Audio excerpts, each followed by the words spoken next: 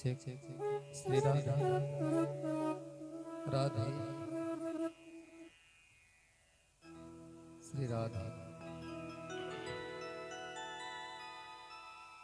Radhe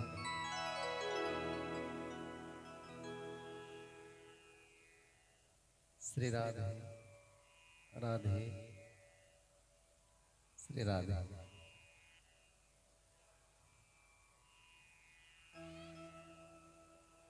tent वाले भैया को भी लगाना, बड़ी सेवा दे रहे हैं दोनों भाई।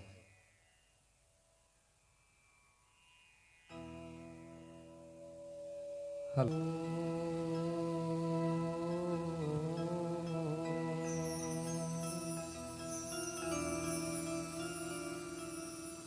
बीजापुर गदे क्षुकार मुकरुजा चक्राब्ज पाशोत्पला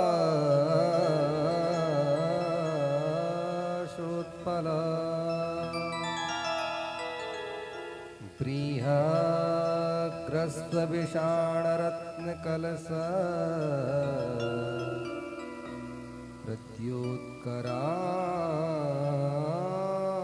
प्रत्योत्कराम्भोरुहा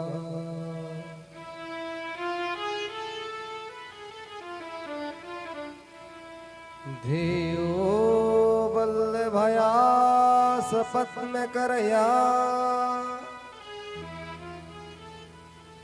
श्लिष्टोज्ज्वलधूषया विश्वोत्पत्ति विपत्ति संस्थित करो विघ्ने श्रेष्ठार्थदः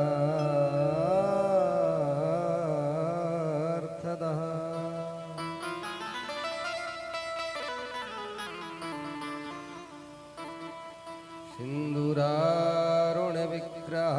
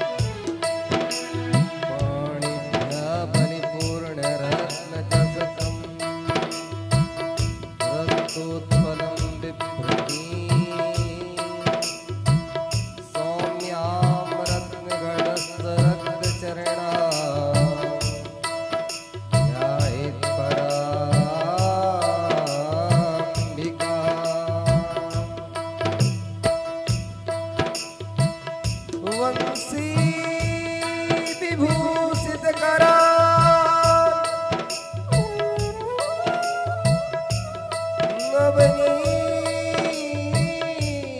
नवनीर दाभा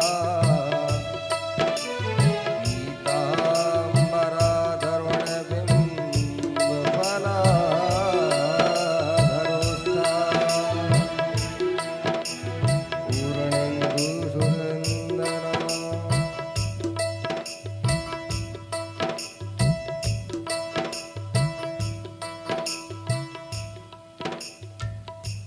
अतुलित बलधामं हेमशय्याभदेहं तनुजबल कृशानं ज्ञानिनामाग्रगण्यं सकलगुणनिधानं वानराणामधीशं रघुपतिप्रियभक्तं वातजातं नमामि।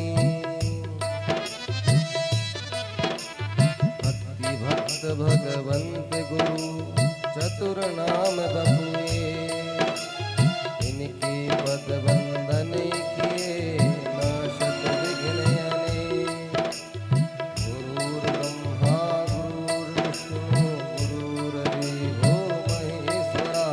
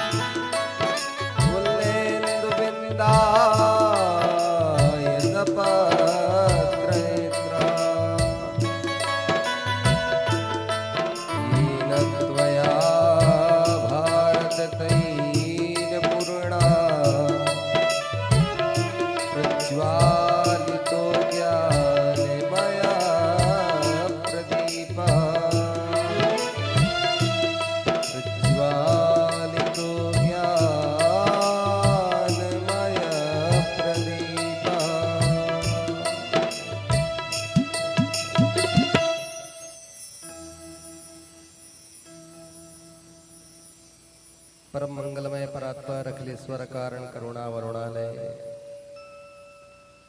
तड़बुनंदित पीताम्बरधारी भगवान श्री बालकृष्ण लाल की मांग में प्रतिस्वरूपा श्रीमद् भागवत सप्ताह ज्ञानी यज्ञ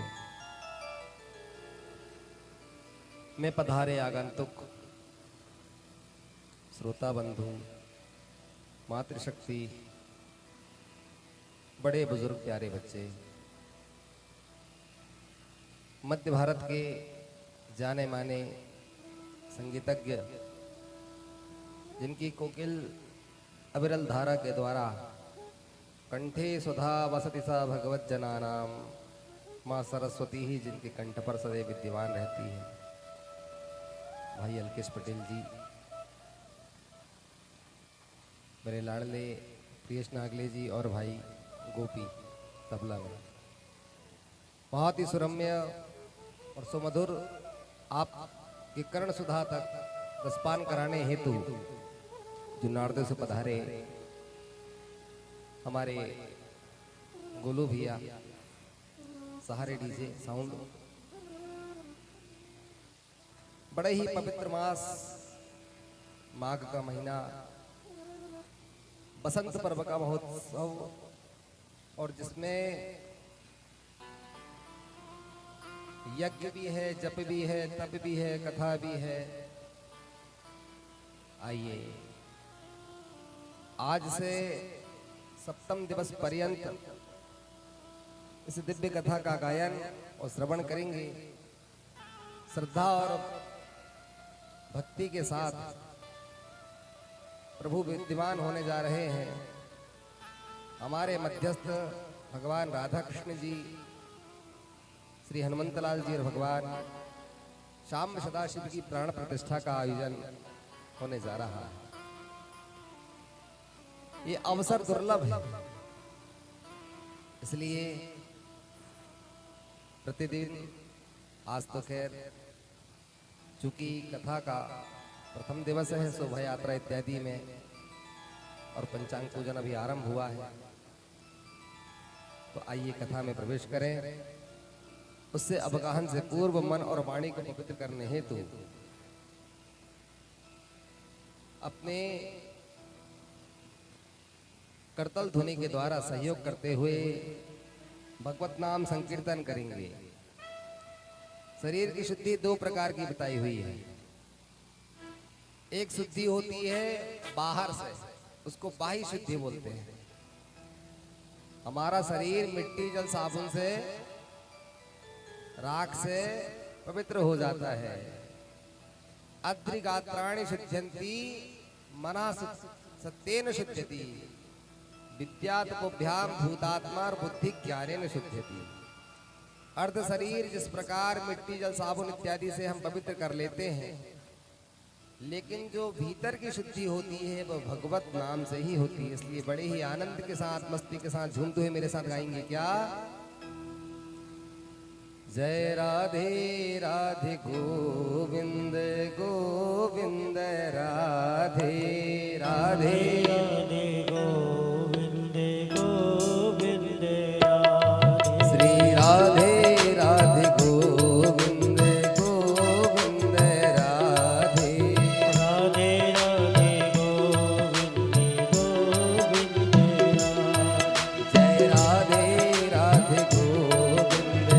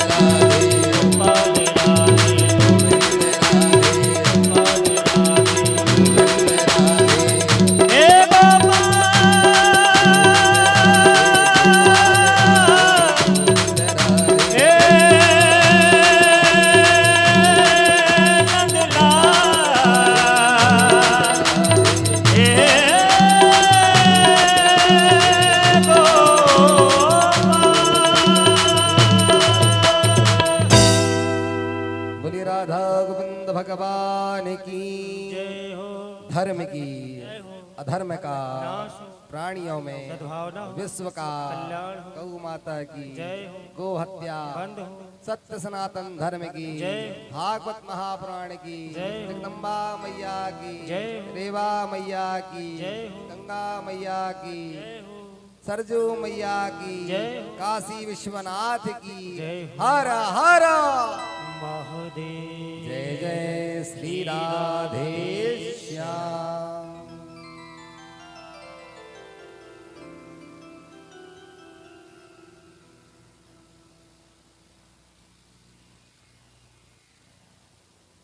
भाग्योदयेन बहुजन्म समर्जितेन सत्संगमं च लभते पुरुषो यदा वै।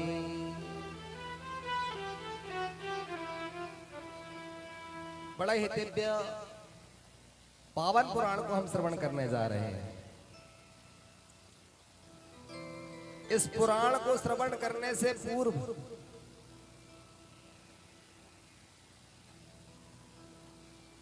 व्यास जी कहते हैं कि अनंत जन्मों के पुण्यों का जब उदय होता है तब सत्संग की प्राप्ति होती है। तो हमने कोई पुण्य किया था जब आज सत्संग के लिए एकत्रित हुए हैं। साधारणतः हम चाहे भी तो सत्संग प्राप्ति नहीं हो पाती, लेकिन भाग्योदयेन बहुजन्म समर्जितेन सत्संगमं च लभते पुरुषो यदा वै। कब मिलता है सत्संग का लाभ? अज्ञान हेतु कृत मोह मदांधकारा नाशं विधाय हि तदोदयते विवेकः।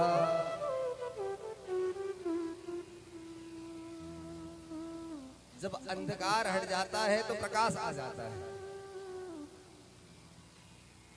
बिजली चली जाए रात में तो अंधेरा हो जाता है, तो कुछ दिखाई नहीं देता, और जैसे ही रोशनी आती है तो सब दिखने लगता है। इसी प्रकार अज्ञान रूपी अंधकार जब हट जाता है तो ज्ञान रूपी सत्संग की प्राप्ति हो जाती है। इसलिए आज हम सप्त दिवसीय इस दिव्य महापुराण को श्रवण करने जा रहे हैं।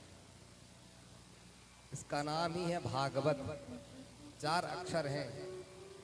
भा जिसमें भक्ति ही समाहित है, गा जिसमें ज्ञान का ही भंडार भरा हुआ है, वा जिसमें वैराग्य की ही कथाओं का निरूपण किया गया है, और ता जिसमें तप और त्याग का ही प्रतिपादन किया गया है।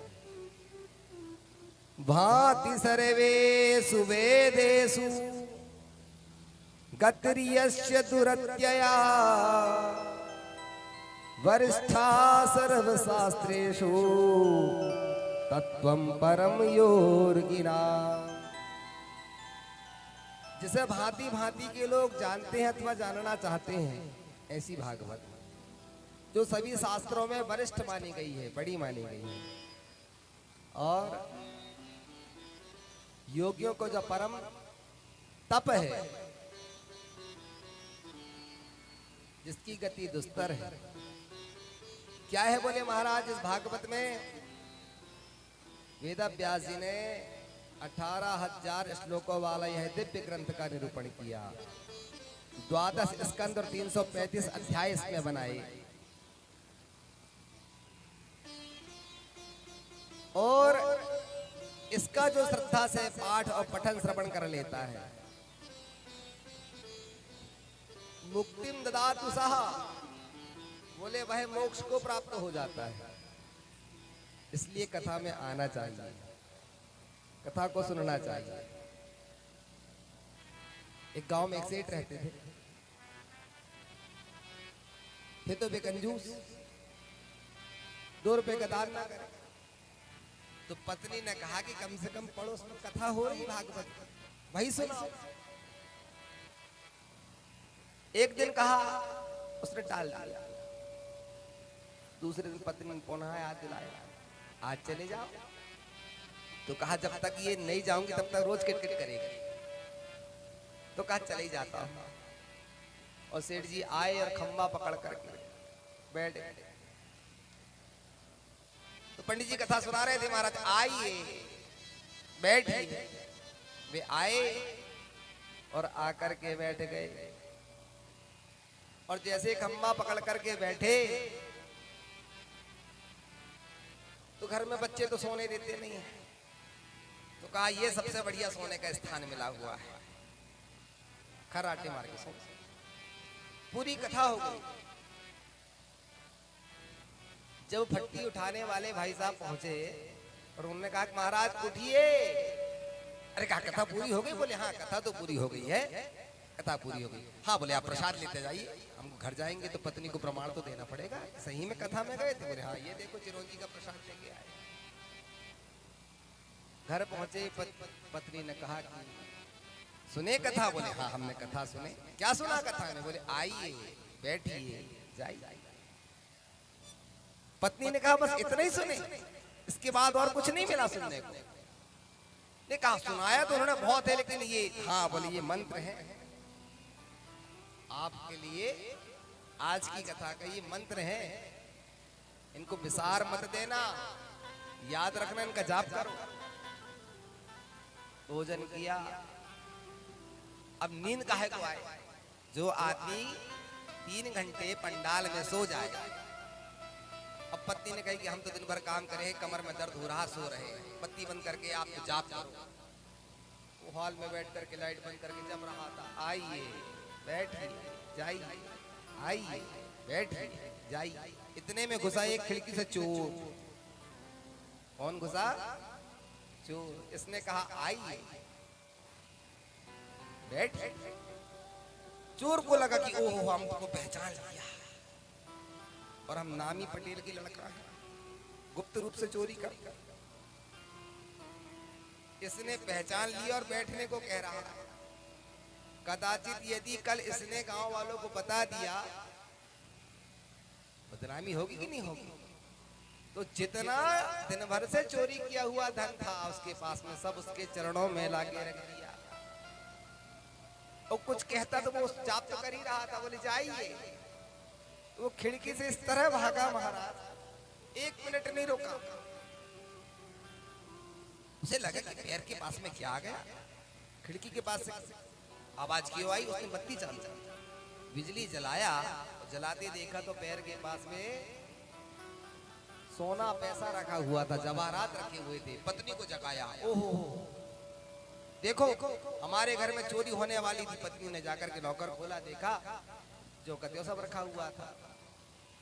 क्या कर रहे थे? बोले वही 3 मंत्र। आइए बैठी जाप जाइए। आपने तो कहा था जाप करो, मैं जाप कर रहा था। पत्नी ने कहा कि झूठे आदमी, जब कथा से 3 झूठे शब्द लेकर के आने से घर की चोरी होने से रुक गई, तुम कंगाल होने से बच गए। जिस दिन कथा से सच्चे शब्द को लेकर के आ जाओगे उस दिन से तुम्हारा भाग्य बदल जाएगा। इसलिए भगवान की कथा को रोज सुनना चाहिए। भाग्योदयेन बहुजन्म समर्जितेना। तो कथा को कैसे सुनना चाहिए? तुलसीदास जी कहते हैं सावधान सुन सुमुख सुलोचनी, राम कथा भव बंध विमोचनी। राम कथा हे सुलोचन, लोचन कहते हैं नेत्र को। सावधान सुन सुमुख सयानी। अरे लोचन, जब तुम कथा में जाकर के बैठो तो सावधान भया सुनो, थोड़ा संभल करके बैठना। क्यों? इसलिए कह रहे हैं बाबा तुलसी, भगवान की कथा भव बंध विमोचनी, जीव को प्रत्येक बंधनों से मुक्त कर देती है। इसलिए भगवान की कथा में सावधान होकर बैठना चाहिए। 3 प्रकार के श्रोता आते हैं। एक तो सोता जो सेठ जी आए थे, आइए बैठी और जाइए। एक तो वैसे आते हैं खर्राटे बजाने वाले। अच्छा यहाँ नहीं, अपने यहाँ की तो फिर भी ठीक है। कुछ प्रांतों में मैंने देखा माताओं को इतना घूंघट रहता है और जो खम्बा पकड़ करके बैठी समझ लो बस। तो बाजी वाली क्यों भाई, हम तो सुन रहे हैं, हम सुन रहे हैं, हमने पूरी कथा सुनी। पंडित जी ने एक खंडन क्या क्या बताया हमको सब याद। दूसरी इतनी देर में फिर खर्राटे बजाते क्यों बहन? नहीं नहीं बोले हम भी तो सुन रहे हैं, हम सुनने ही आए। एक होते हैं सोता, एक होता है सरोता, एक कुतर्क करता है। कुतर्क कैसे करता है देखना आप। पंडाल तो बहुत अच्छा बनाया, थोड़ा गद्दा और बिछा देते तो मजा आ जाता। तकिया लगा देते हमारे पीछे, जैसे पंडित जी के पीछे 2 तकिया लगी, ऐसे हमको भी मिल रही थी। चाय आई भी बेटी, चाय तो पिलाना चाहिए वैसे। हर रोड में कर लिए बताओ, ग्राउंड में कर रहा था कहीं, एक तो कुतर्क करेगा, कमी निकालेगा। टेंट ऐसा था, पर्दे ऐसे थे, अब बत्ती ने ऐसा गलत गाया, ऐसा बजाया, एक कुतर्क करने वाला। तो वो क्या होगा, बोले वो महाराज सरोता है, वो सुपारी काटने वाला, जैसे चलते रहता है दिन भर काटता रहता है, वो भी उसकी जहां बैठेगा वहीं कटाक्ष करेगा। और तीसरा सच्चा श्रोता होता है। वो कैसे होता है, भागवत की कथा का जो महात्म्य है वो पद्म पुराण में गायन किया है। जब आपकी कोई महत्ता हो जाएगी, जब आप वरिष्ठ हो जाएंगे और किसी पद प्रतिष्ठा को प्राप्त हो जाएंगे, तो आपकी महिमा का गायन आप थोड़ी करेंगे, आपके अनुयायी करेंगे। हमारे यहाँ के अमुक पटेल साहब बड़े प्रतापी, बड़ा नेक काम किया उन्होंने, पर यदि अपने निज मुख करत बढ़ाई, अपने ही मुख से बढ़ाई करेंगे तो क्या शोभा देगा? नहीं देगा। इसी प्रकार भागवत जी की कथा की महिमा का जो गायन है, कथा का जो महात्म्य है, वो पद्म पुराण में गायन किया। व्यास जी कहते हैं सच्चिदानंद रूपाया विश्वोत्पत्त्यादि हेतवे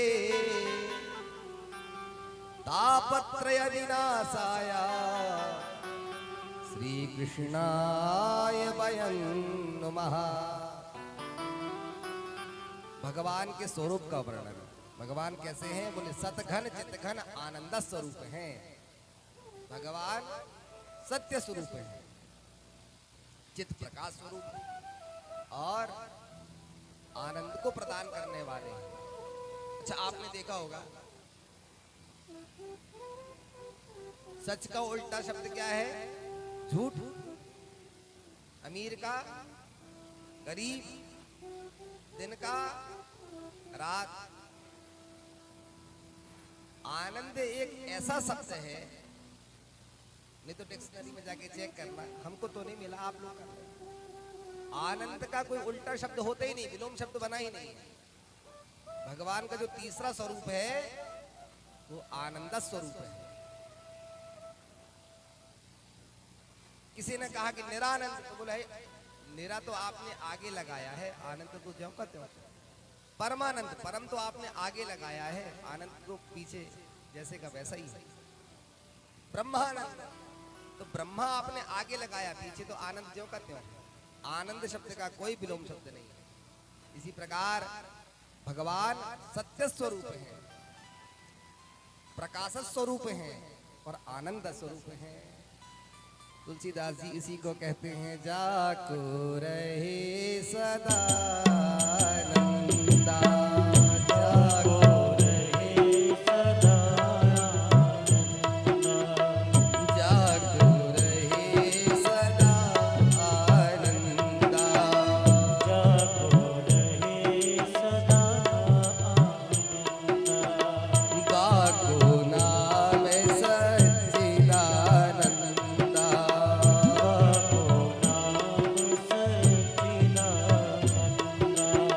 महाराज जो सदैव ही आनंदमय रहता हो। हम कभी कभी आनंद में रहते हैं, खूब अच्छा भोजन कर लिया, बोले आज महाराज आनंद आ गया, लेकिन आया कितने देर का था? क्षणिक आया।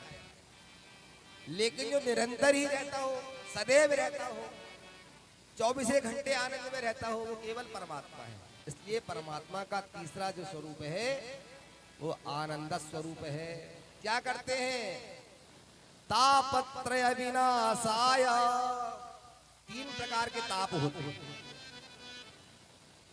आध्यात्मिक, आदि दैविक और आदि भौतिक। इन तापों को जो नष्ट करता हो, त्रितापों से जो मुक्त हो, वे त्रिताप जिसको स्पर्श भी नहीं कर पाते हैं, ऐसे परमात्मा सच्चिदानंद घन है जो तीनों तापों को विनाश करते हैं। तापत्रय विनाशाय श्री कृष्णाय वयं नुमः। ऐसे पूर्ण ब्रह्म परमेश्वर श्री कृष्ण के हम पाद पद्मों में बारंबार प्रणाम करते हैं। बोलिए भक्तवत्सल भगवान की। श्री सूत जी महाराज नैमिषारण्य की पावन धरा पर, जैसे चक्र तीर्थ भी कहते हैं, वहां पर बैठकर के वे 88,000 ऋषियों को इस दिव्य कथा का श्रवण रसपान करा रहे हैं, उन्हें श्रवण करा रहे हैं।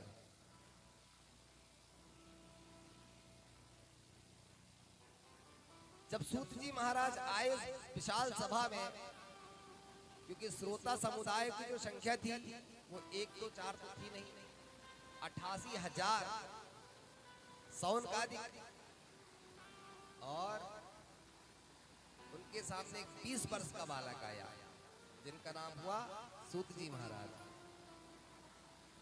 उन्होंने आए तो प्रणाम किया, अभ्युत्थान पूजन किया और उनसे कहा कि महाराज आप हमें भगवान के स्वरूप का दिव्य वर्णन करें, भगवान की कथा का रसपान कराएं। सूत जी महाराज बड़े प्रसन्न हृदय से उन्हें कथा सुनाते। जहां पे जाके ब्रह्मा जी का मन शांत हो गया था, मनश्चक्र शांत हो गया था, उस तीर्थ का नाम हुआ नैमिषारण्य। हमारी भी गति को किसी तरह होती है, मन इतना चंचल है महाराज। अभी अभी यहाँ बैठे हैं और कल दिल्ली में थे, तो शरीर को जाने में हवाई जहाज से 2 घंटा, ट्रेन से 12 घंटा और बस से 24 घंटा लग जाएगा, लेकिन मन को 1 मिनट आंख बंद करे और विचार करे और मन पहुंच गया सीधे। हाँ बोले, हम तो इंडिया गेट पे खड़े थे, सेल्फी ले रहे थे।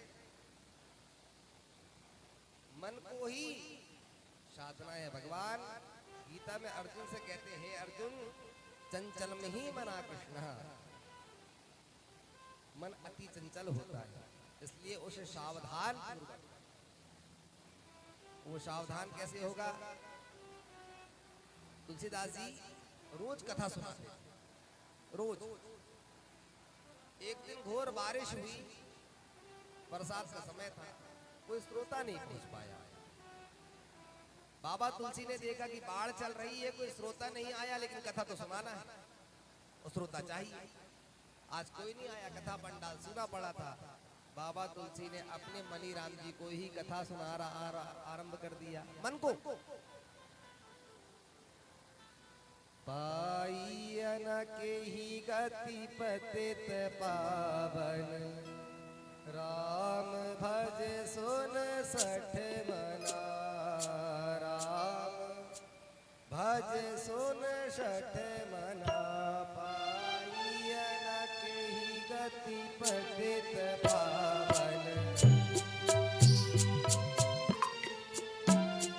जब कुछ नहीं मिला, अपने मन को कथा सुनाने लगे, और जैसे ही मन द्रवीभूत हुआ, अरे भाई लोहे को जब तक तपाया ना जाए, गरम ना किया जाए, तब तक वो मुड़ने के लायक नहीं होता। बाबा तुलसी ने भी इसी प्रकार किया। कथा सुनाते सुनाते मन रोने लगा, द्रवीभूत हो गया, पिघल गया, और विवेक रूपी हथौड़ी उठाया और तुलसीदास जी ने जो ठोका मारा तो पेड़ से सीधा हो गया। मन को शांत रखना है, मन को चैतन्य करना है। सूत जी महाराज बड़े गदगद हुए। आप बड़े ही श्रद्धा और विश्वास के साथ कथा श्रवण करने के लिए यहाँ नैमिषारण्य पर एकत्रित हुए हैं। आप जो जो प्रश्न करेंगे मैं यथाशक्ति आपको वह सब सुनाऊंगा। सूत जी महाराज कहते हैं, अपने गुरुदेव का ध्यान करके ऋषियों ने 6 प्रकार के प्रश्न किया। महाराज, कलिकाल में जीव का उद्धार कैसे होता है? घोर कलयुग आ गया है, भाई भाई का नहीं हो रहा, भाई भाई का नहीं हो रहा, 2 भाइयों में बंटवारा हुआ और बंटवारे में 2 चीज रखी गई, एक भैंस और एक कंबल। छोटे भाई ने बड़े भाई से कहा, आप बंटवारा करें।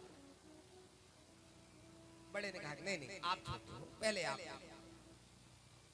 छोटे ने कहा नहीं भैया, माता पिता के जाने के बाद मेरा सब कुछ आप ही, आप बंटवारा करें। बड़े भाई ने कहा तो ठीक है, दिन में कंबल तुम्हारा, रात में हमारा। बोले ये भैंस? बोले भैंस का अग्रभाग तुम्हारा, आगे पीछे का हमारा। अब बेचारा वो दिन भर भैंस चराए और कंबल झोपड़ी में रखा रहे, और रात को जब सोने की बारी आए तो भैया का कंबल लाओ, वो ओढ़ के चकाचक सो गए और वो ठिठरे, उसकी बुरी गत। और दिन भर वो भैंस चराए, और ये बढ़िया शाम को ले और दूध तो है महाराज, हट्टा कट्टा दूध पी करके पहलवान जैसा हो गया, उसकी दिनों दिन बिगड़ते जा रही है। परेशान होकर के वो एक दिन भैंस चला रहा था, एक महात्मा के दर्शन से। क्या बात है बेटा? क्या बताए गुरु जी? माता पिता चल पड़े तो बड़े भैया हैं, अच्छा अच्छा, 2 चीजें थी घर में। क्या थी? बोले एक कंबल और एक भैंस। बंटवारा बड़े भाई ने किया, सारी कथा बताया। दिन में कंबल हमारा और रात में उसका। अच्छा, और कहा दिन भर भैंस भी हम ही चराते हैं, और शाम को वो बढ़िया दूध तो होता है।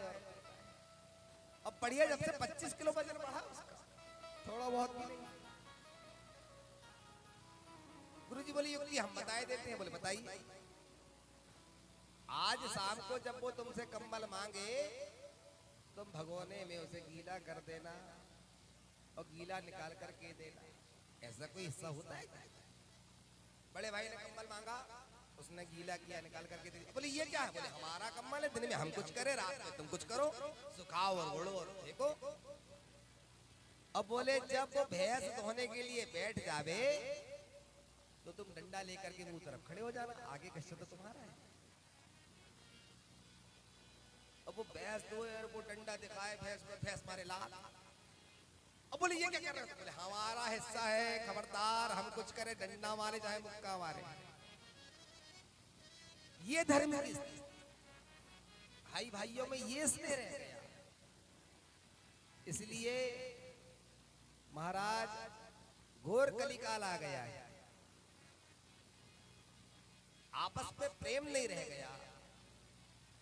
कलिदाबा नले नाद्य, इस घोर कलियुग में जीव अनेक रूपों से दुखी होता है और दुख को प्राप्त करता है।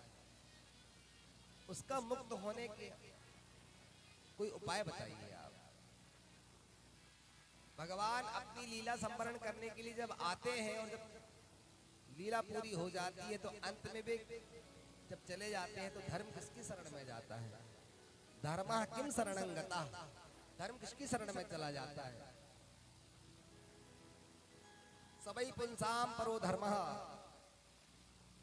धर्म क्या है आप उसका भी निरूपण करें। इस प्रकार से 6 प्रश्न शौनक आदि ऋषियों ने किए। सूत जी महाराज बड़े प्रसन्न हुए और उन्होंने कहा कि आप बड़े ही वीतराग हैं महाराज, आपकी दिव्य वाणी को सुनकर के मन गदगद हो गया। मैं आपके प्रश्नों को उनका उत्तर अवश्य दूंगा, लेकिन पहले अपने गुरुदेव भगवान का ध्यान कर लूं। बोले अवश्य कर लीजिए। सूत जी महाराज अपने गुरुदेव का ध्यान करते हैं। यम प्रव्रजन्तम अनुपेत अनुपेत कृत्यम द्वैपायनो विरह का तरया जुहावा पुत्रेति तन्मयतया तरवोभिनेन्दुः तं सर्वभूत हृदयं मुनिमानतोऽस्मि। गुरुदेव भगवान के चरणों में उन्होंने प्रणाम किया और कहा नैमिषे सूतमासीना अभिवाद्य महामतिम। हे ऋषियों, वेदों में जो निहित है, जो लिखा गया है, वही धर्म है। और वेद से विमुख होकर के जो कार्य किया जाता है वो अधर्म कहलाता है।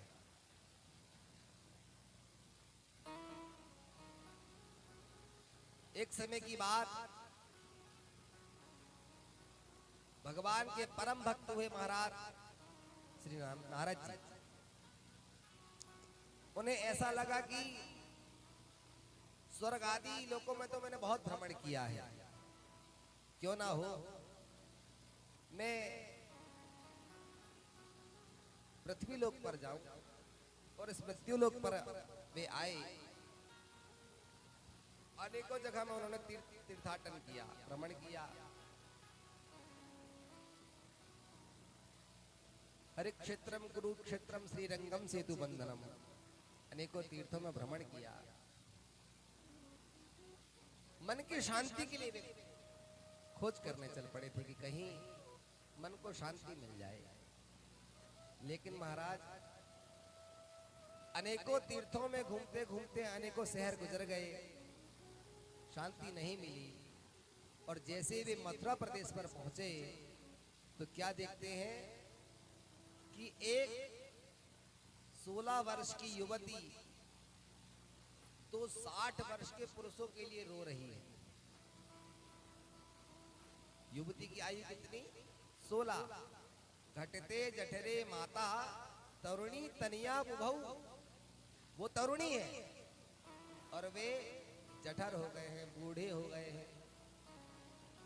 उसकी अनेकों दास दासियां हैं, सेविकाएं हैं। नारद जी सारा कुतूहल देख करके और वो रो रो करके कह रही थी, क्या बताए बहन, कौन सा ऐसा कर्म हो गया जिसकी गति के कारण यह गति को प्राप्त हुए हैं। उन्होंने कहा कि बहन रो मत, कारण बताओ ये कौन है। उस तरुणी युवती ने कहा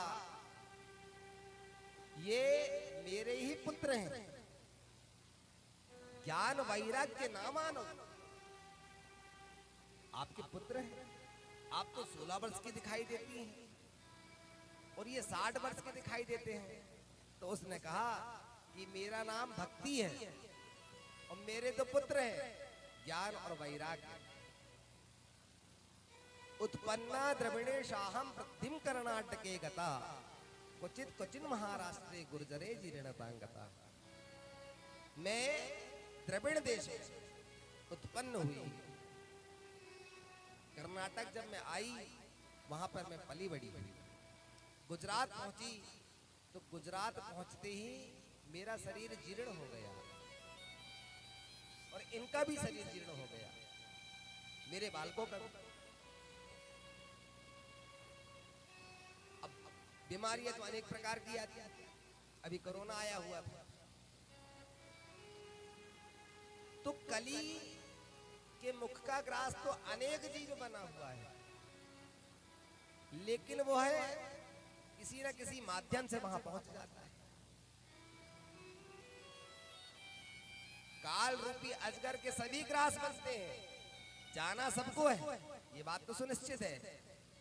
कोई असमय चला जाता है, कोई शीघ्र चला जाता है, कोई विलंब से जाता है, लेकिन क्या सदगति को प्राप्त हो पाता है। गुजरात आई दोनों बालकों को लेकर के और ऐसा कुछ वहां का वातावरण हुआ बहन कि हम तीनों बुढ़ापे को ग्रसित हो गए। फिर आप पुनः 16 साल की कैसे बनी? उस भक्ति देवी ने कहा, वहां से मैं दोनों बच्चों को लेकर के जब चली और मथुरा प्रदेश पर आई, तो मथुरा जिले पर आते ही यमुना पुलिन का दिव्य वह सुरम्य वातावरण स्थान, वहां पर मैं पहुंची तो मैं पुनः नवीनेव स्वरूपिणी। मैं तो नवीन हो गई, लेकिन मेरे ये दोनों बालक आज भी 60 साल के जड़वत हो गए। मानो इनको लकवा हो गया हो, मानो ये कोमा में पड़े हुए हैं, ना बोलते हैं ना हंसते हैं। मैं बड़ी दुखी हूं। और कौन माँ अपने बच्चों के लिए दुखी ना हो? माँ वात्सल्यमयी होती ही है। अनेक प्रकार के मैंने इलाज करवा लिया, वैद्यों के पास जाकर के दवा ले लिया, लेकिन मेरे बच्चे ठीक नहीं हो रहे हैं। नारद जी ने जब इस बात को सुना तो वे तो शांति की खोज में निकल पड़े थे, लेकिन जब उन्होंने यह सब कृत्य को सुना, वे धैर्यता पूर्वक पहुंचे और उन्होंने प्रणाम किया। देवी, मेरा नाम नारद है, अनेकों लोकों में भ्रमण करता हूँ। इस पृथ्वी लोक पर मैं घूमने के लिए आया हुआ था, लेकिन मैंने जब देखा तुम्हारा विलाप करुण क्रंदन करते हुए अपने पुत्रों के लिए, तुम चिंता मत करो, मैं अवश्य ठीक कर दूंगा। महाराज, आप वैद्य हैं, डॉक्टर हैं? हाँ हाँ बोलिए, यही समझ, मैं वचन देता हूँ, जैसे तुम नवीनेव हो उसी प्रकार तुम्हारे पुत्र भी बुढ़ापे को त्याग करके और लघु हो जाएंगे, शिशु हो जाएंगे। निकल पड़े। वेद वेदांत घोषश्चा गीता पाठिर मुहुर्मुहुः। नारद जी ने वेद वेदांत का पाठ करना आरंभ कर दिया, गीता का पाठ बार बार किया, लेकिन वो करवट भी नहीं लिए, ज्यों की त्यों जड़बत पड़े रहे, जैसे मुर्दा पड़ा रहता है। नारद जी हताश हो गए, परेशान हो गए कि मैंने वेद वेदांतों को सुना दिया, गीता जी का पाठ सुना दिया, इसके बाद भी वे करवट नहीं ले पा रहे, आखिर हुआ क्या है? आकाशवाणी हुई, सत्कर्म करो, सत्कर्म सूचको नूनम ज्ञान यज्ञास्मृतो बुधई। हे नारद, यदि इन बालकों को तुम ठीक करना चाहते हो तो तुम्हें सत्कर्म करना पड़ेगा। अब महाराज बताओ सत्कर्म क्या है? वहां से चल पड़े नारद जी की, सत्कर्म क्या होता है पूछना पड़ेगा, खोज करना पड़ेगा। चले जा रहे थे, मार्ग में 4 कुमार ऋषियों का दर्शन हुआ। भगवान के 24 अवतारों में जो प्रथम अवतार है, सनक, सनंदन, सनातन और सनत कुमार, ये 4 ऋषि जो दिखाई पड़ते हैं 16 वर्ष के, लेकिन है 60 वर्ष के। सर्वप्रथम इनका अवतार हुआ, ब्रह्मा जी ने सृष्टि का निरूपण के लिए इन्हें प्रोत्साहित किया, उन्होंने मना कर दिया, महाराज हम तपस्वी हैं, तप करेंगे, हम विवाह नहीं करेंगे। तो वे कुमार कहलाते हैं क्योंकि उन्होंने विवाह नहीं किया, और चूंकि वे 16 वर्ष की अवस्था के जान पड़ते हैं, इसलिए उन्हें कुमार कहते हैं। सनक, सनंदन, सनातन और सनत कुमार। कथम ब्रह्मण दीन मुखा कुतश्चिंता तरो भवन। अरे नारद, कहाँ जा रहे हो? और तुम्हारा मुख आज लटका हुआ क्यों है, उदास क्यों है, क्या कारण हो गया?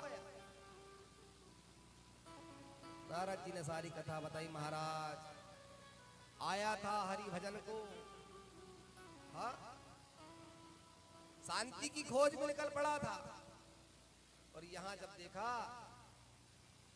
तो देवी भक्ति अपने पुत्रों को लेकर के बहुत ही परेशान थी। अच्छा नारद, क्या किया तुमने? मैंने अनेक प्रकार की दवाइयां की, वेद वेदांत का पाठ किया, गीता पाठ किया। कुमारों ने कहा, नारद, पत्ते में फल के जैसा क्या रस होता है? बोले नहीं। अच्छा, उसके तने में, पेड़ के तने में आम का फल है, अब कोई कहे कि जैसा आम का फल में जो रस होता है वही स्वाद और वही रस हम पत्ते से निचोड़ लें, क्या मिल जाएगा? तने से, जड़ से नहीं मिलेगा, फूल से। वह तो केवल उसके फल में ही प्राप्त होगा। और इसलिए नारद, तुमने जो सुनाया है वो अभी तक अधूरा था। निगम कल्प तरोर गलितम फलम शुकमुखादमृत त्रिभुषयुतम। नारद जी, निगम कहते हैं वेद को। वेद रूपी वृक्ष का जो पका हुआ फल है वो श्रीमद् भागवत है।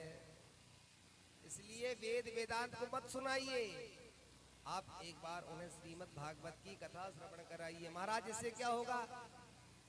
कहाँ सुनाना पड़ेगा? बोले हम बताए देते हैं। हम बद्रीनाथ में रहते, थोड़ा हम नीचे आ जाते हैं। यजमान कहाँ है तुम्हारे? बोले वो तो वृंदावन में है, मथुरा में। थोड़ा सा आप आगे आ जाओ, बीच का स्थान सुनिश्चित कर लेते हैं।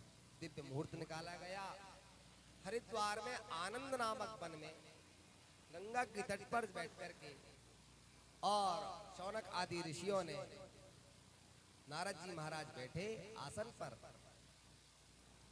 तीनों भक्ति ज्ञान वैराग्य के हेतु आसन लगाया गया। शनकादियों ने कथा सुनाया। अनेक प्रकार की कथा सुनाते सुनाते मन में जिज्ञासा हुई नारद जी की। बाबा नारद ने पूछा, भगवान, क्या जिसने एक बार भी भगवान का नाम नहीं लिया हो वह भी इस कथा को सुन लेगा तो क्या तर जाएगा? ये मानवः पापकृतस्तु सर्वदा सदा दुराचारेर्त विमार्गगः क्रोधाग्निदग्धा कुटिलाश्च कामिना सप्ताह यज्ञेन कलौ पुनन्ति ते। जिसने एक बार नाम ना लिया हो, जीवन पर्यंत पैदा होकर के 60 वर्ष का हो गया और आज तक केवल पाप किया, वह भी यदि एक बार भागवत की कथा को सुन लेता है तो भव सागर से पार हो जाता है। वह सड़ व्यक्ति भी, उद्दंड मूर्ख व्यक्ति भी, क्रोधी भी, अल्पाहारी, मांसाहारी, जिसने कभी हंसा ही ना हो, केवल क्रोध किया हो। अच्छा, कई लोग मिलते भी हैं, उनको केवल क्रोध दिखता है। उनसे कहो हंसो तो उनके चेहरे में हंसी भी नहीं आती। कहते ना कुछ लोग नाक में गुस्सा लेके बैठे रहते हैं। महाराज, क्रोध करना चाहिए पर कहाँ उसका एक स्थान तो आप निश्चित करें। पुरुषार्थ लोभ करना चाहिए पर कहाँ जहां उसकी आवश्यकता हो। घर परिवार में पत्नी ने कहा था 5 किलो राप लाए, 50 ग्राम शक्कर, अब शाम को फिर खत्म। अब उसने फिर कही लाओ, किटकिट करते रहते, रोज शक्कर बुलाती। अरे महाराज 5 किलो बोली थी, ला दो, काहे के लिए 50-50 ग्राम ला रहे हो? और गुस्सा जरूर दिखाएगा। क्रोधाग्नि दग्धा कुटिलाश्च कामिना। हे नारद, जो अति क्रोधी हो, कामी हो, पापी हो, वह भी यदि एक बार इस कथा को श्रवण कर लेता है तो सप्ताह यज्ञेन कलौ पुनन्ति ते। निश्चित ही उसका उद्धार हो जाता है। भाई कैसे महाराज का सुनो। तुंगभद्रा तटे पूर्वम भूतपत्तनमुत्तमम। एक तुंगभद्रा नामक नदी के तट पर एक आत्मदेव नाम के ब्राह्मण रहते थे। पंडित जी बड़े निष्णात थे, वैराग्यवान थे, शांत स्वभाव के थे, बड़े शील स्वभाव के व्यक्ति थे। गांव-गांव जाके कथा बांटते थे। जो प्राप्त होता था उसे पर्याप्त समझ करके वे और घर का भरण पोषण करते थे। उनकी पत्नी श्रीमती धुंधली देवी, उनका स्वभाव उनसे बिल्कुल विपरीत था। पंडित जी बड़े हंस के बोले और वो पंडित जी के सामने ऐसा नाटक दिखाए महाराज, उससे बड़ी सती सावित्री कोई ना हो। वो पति गए और बस पड़ोसियों से वो डंडा ऐसा निकाले और कहे अब बता बिजली का बिल हमसे लेगा, नल का टैक्स क्यों, डंडा दिखा दिखा के परेशान करे। लोग कहते थे पंडित जी इतने अच्छे, पंडित आई है। अब पंडिताइन जी की हाल है। पंडित जी दो बातों से दुखी थे। वे अपने घर में तुलसी का जो पौधा लगाते थे वो हरा भरा नहीं रहता था, सूख जाता था। और उनके घर में जो गाय थी वो बछड़ा नहीं दे पा रही थी, जनती ही नहीं थी। इस कष्ट से वे बड़ी दुविधा में और व्याकुल मन से विचरण करते थे। लोग अनेक प्रकार का उन्हें उल्हाना देते। अरे ऐसों के घर में तो पानी नहीं पीना चाहिए, जिनकी घर में संतान नहीं है इनके हाथों का क्या पानी पिएंगे, इनके घर में क्या जाएंगे। अनेक बातें जब वो सुनते तो उन्हें बड़ी वेदना होती, बड़ा कष्ट होता। वसुदेव जरा कष्टम कष्टात् निर्धन जीवनम पुत्र शोकम महाकष्टम कष्टात् कष्टतरं क्षुधा। भक्त भगवान से कहते प्रभु जरा कष्टम, जरा बुढ़ापे को कहते हैं। आपने बुढ़ापा दे दिया कोई बात नहीं, नाती पोतों के सहारे बुढ़ापा आराम से कट जाता है, लेकिन निर्धन जीवन, दो समय का नहीं आपने एक समय का भी यदि भोजन दिया हुआ है तो यह शरीर का निर्वाहन हो जाया करता है। लेकिन पुत्र शोकम महाकष्टम, पुत्र का जो शोक होता है, जो कष्ट होता है, वो बड़ा ही वेदना पूर्वक होता है। लोगों की बातें सुनते वे चुभती। एक दिन जब उन्हें ये सब बातें सुनाई थी तो वो मरने की इच्छा से जंगल की ओर जाने लगे। चलते जा रहे थे, मार्ग में एक तपस्वी महात्मा मिले। और महात्मा होते हैं शील स्वभाव, संत हृदय नवनीत समाना। महात्मा को देखा, प्रणाम किया, कहाँ जा रहे हो? तो कहा अंतिम क्षण मरने के लिए जा रहा हूं। क्यों? बोले महाराज धिक्कार है ऐसे जीवन, दिग्जीवितम, क्या करूंगा जी करके?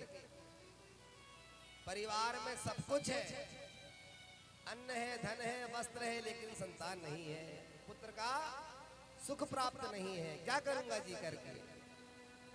महात्मा ने कहा अरे राजा आप पढ़े लिखे जान पड़ते हो, क्या करोगे पुत्रवान होकर के? अब पुत्र लायक न होकर नालायक हो जाए तो फिर क्या करोगे? हमको देखो, सान्यासः सन्यासः, सभी तत्वों का न्यास करके सन्यासी बने बैठे हुए हैं और भगवान का निरंतर भजन करते हैं। किसी प्रकार का कोई कष्ट नहीं है, अपने राम जो मिल जाता उसका पान कर लेते हैं और जीवन चकाचक चल रहा है। काहे को संतान के उसमें उलझे हुए? उसने कहा महाराज आप सन्यासी हो, तपस्वी हो, आप एक गृहस्थी होते तो आप भी समझते कि पुत्र की वेदना क्या होती है, संतान का सुख क्या होता है, संतान का अभाव क्या होता है। औरों के घर में देखो किलकारी मारते हुए जब बच्चे का लालन पोषण होता है, वही पुत्र अपने पिता को मोक्ष प्रदान करता है। अग्नि आदि संस्कारों में तो पुत्र का ही प्रथम कार्य होता है। आप तपस्वी आदमी हो, सन्यासी हो, आप क्या जानोगे पुत्र का दायित्व, पुत्र का कर्तव्य क्या होता है? जैसे ही आत्मदेव ने कहा, महात्मा जी ने आत्मदेव जी की माथों की रेखा को पढ़ लिया। हे राजन, तुम्हारे माथे की रेखा बता रही है, ललाट बता रहा है कि सप्त जन्मापधि जैवा पुत्रो नैव च नैव च। तुम्हें एक जन्म नहीं 7 जन्मों तक संतान की प्राप्ति नहीं हो सकती। अब तो जो सुना महाराज, नहीं मरने वाला भी मर जाएगा। तो पत्थर उठा लिया और अपने सिर की ओर उसे मारने को धृत हुए। महात्मा ने हाथ पकड़ा, क्या कर रहे हैं? भगवान जब आपने मेरे 7 जन्मों तक का बखान कर दिया कि मेरे 7 जन्मों में भी मुझे संतान सुख प्राप्ति नहीं हो सकती, तो क्या करूंगा जी करके, मरना ही अच्छा। महात्मा ने समझाया इस तरह से शरीर प्रभु की कृपा से प्राप्त हुई सुंदर देह, इसे इस प्रकार नष्ट मत करो।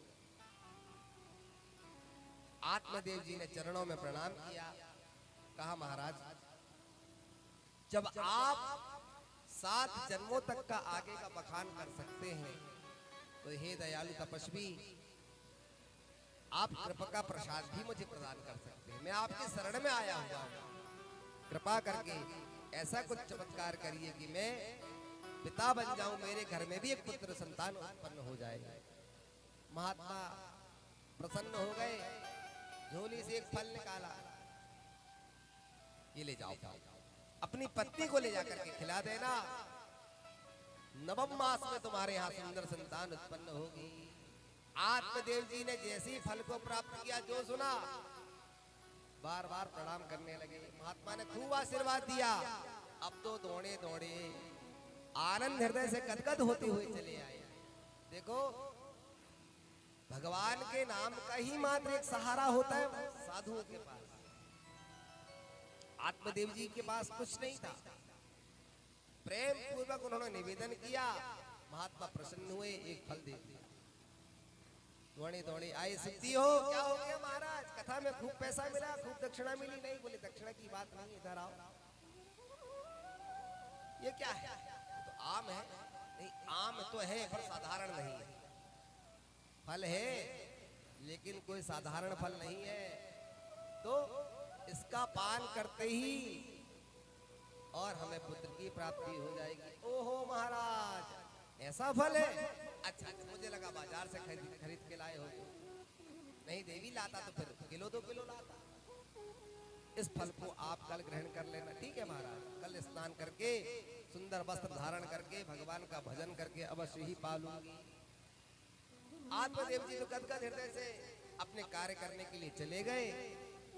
ये घर में बैठी बैठी विचार करने लगी, ओहो इस फल को खाऊंगी, जब फल खा लूंगी तो मुझे गर्भ धारण हो जाएगा, जब गर्भ रुक जाएगा तो धीरे धीरे मेरे से चलना उठना बैठना बंद हो जाएगा, स्वल्पाहारी अल्पाहारी हो जाऊंगी, ज्यादा खा पी नहीं सकूंगी,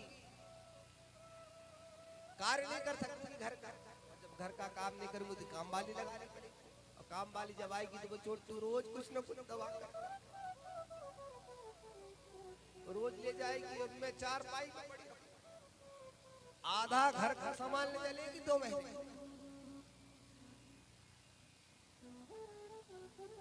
मैंने सुना है कि गर्भवती महिला भाग नहीं सकती, और कदाचित भूकंप आ गया और घर का छप्पर नीचे गिर गया, मैं तो यहीं दब के मर जाऊंगी। तो नहीं नहीं, इस फल को तो ग्रहण नहीं करना चाहिए। पड़ोस में चचेरी बहन रहती थी, अरे बहन क्या बात है, क्यों दुखी हो रही है, क्या हो गया, इतना मंतव्य विचार कहाँ चल रहा है? अरे कहा बहन क्या बताओ, तेरे जीजा जी ने कल एक फल दी, हाँ तो उस फल को ग्रहण करते ही गर्भ रुक जाएगा, संतान उत्पन्न हो जाएगी, अच्छी बात। अरे कहा बहन तू जानती तो है गर्भ पास समा दुखम, जितना संतान को कष्ट गर्भाशय में होता है इतना उसकी माँ को भी तो होता है। चल नहीं सकती, दौड़ नहीं सकती, ज्यादा खा नहीं सकती, ज्यादा बोल नहीं सकती, बड़ा संयम से रहना पड़ता है बहन। और बहन भूकंप आदि का तो बड़ा डर सताता है। तो तू क्या चाहती है बहन, इस फल का क्या करूं?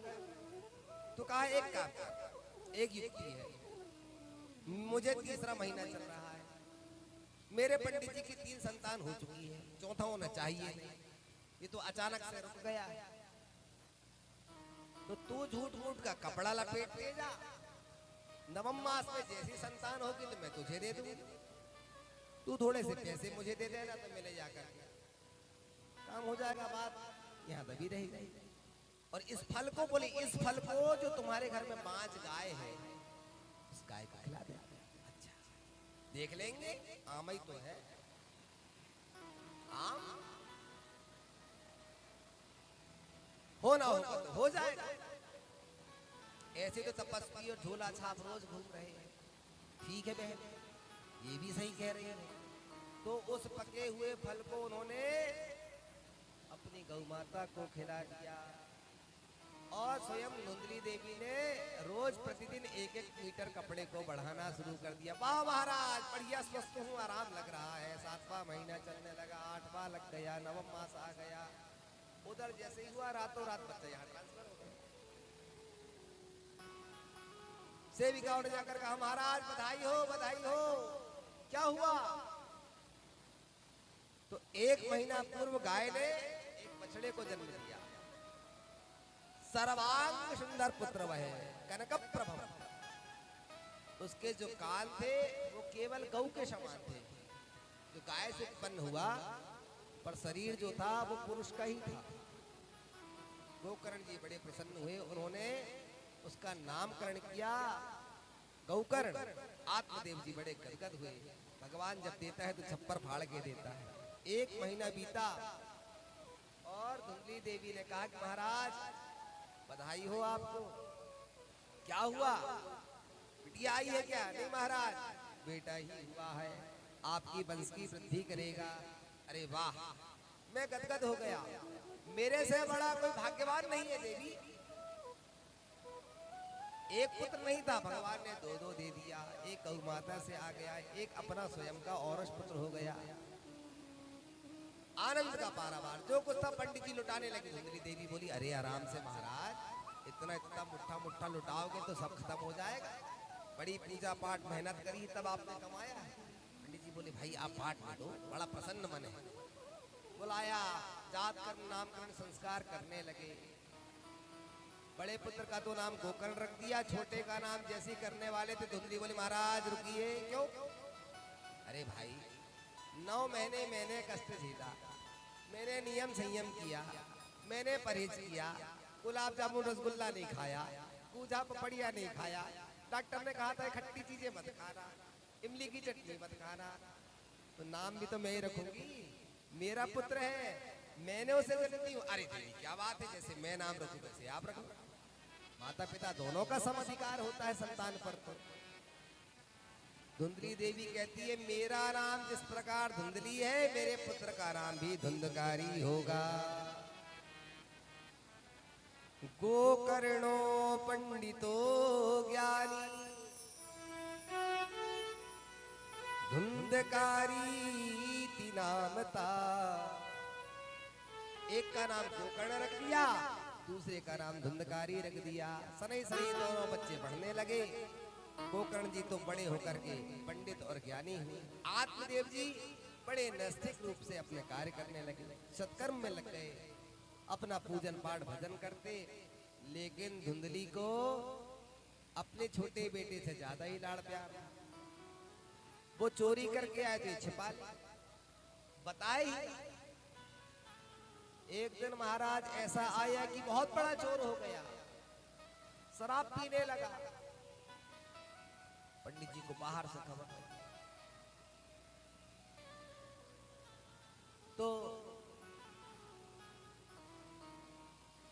मेरे द्वारा ऐसे संस्कार तो दिए नहीं गए थे, ऐसा कैसे हो गया?